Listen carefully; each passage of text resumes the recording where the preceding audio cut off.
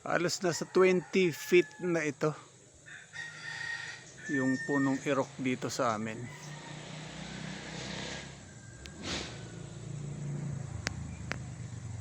Ayun.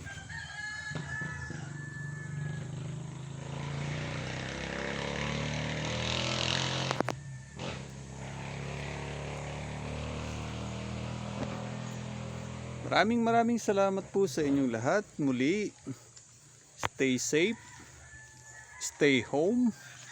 God bless. Diyos mabalos.